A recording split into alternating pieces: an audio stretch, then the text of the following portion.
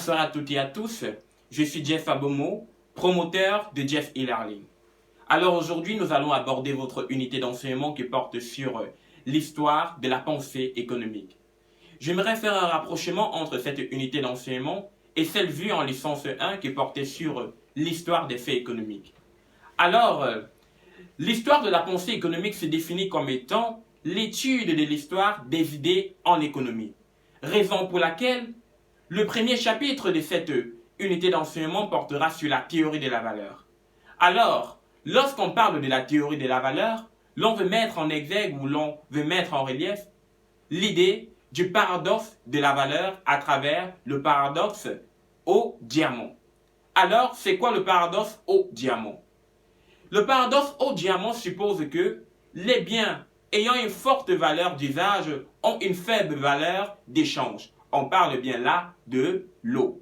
Tandis que les biens ayant une forte valeur d'échange ont une faible valeur d'usage. On parle bien là du diamant.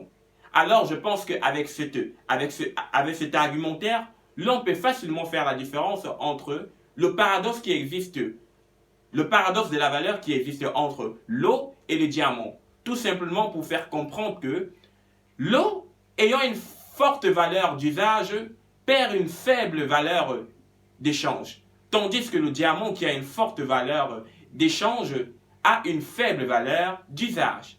Alors, je pense que cette notion pourra être assimilée par mes auditeurs.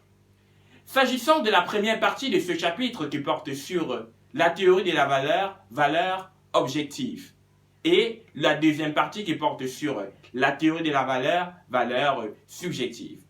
Je commencerai d'abord par la théorie de la valeur subjective, qui est l'œuvre des économistes français qui ont privilégié le consommateur.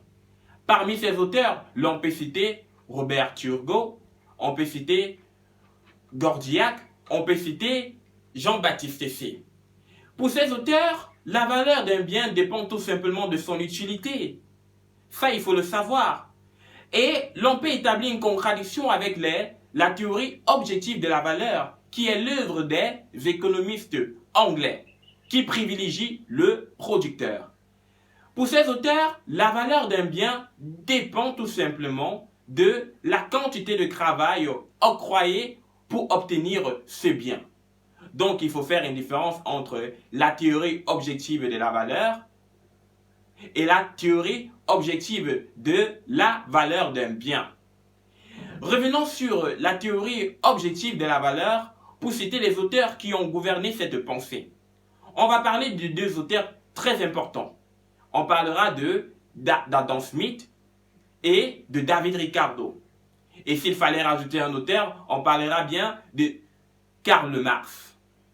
S'agissant d'Adam Smith, Adam Smith milite pour la division du travail, car pour lui c'est la division du travail qui permet de produire un bien et de pouvoir fixer les prix et prévoir les rémunérations pour ses particuliers. Raison pour laquelle, pour lui, la valeur d'un bien dépend de la quantité de travail que l'on a émise sur ce bien pour l'acheter. S'agissant de David Ricardo, il faut tout simplement savoir que David Ricardo pense que la valeur d'un bien dépend du travail direct et indirect incorporé sur ce bien.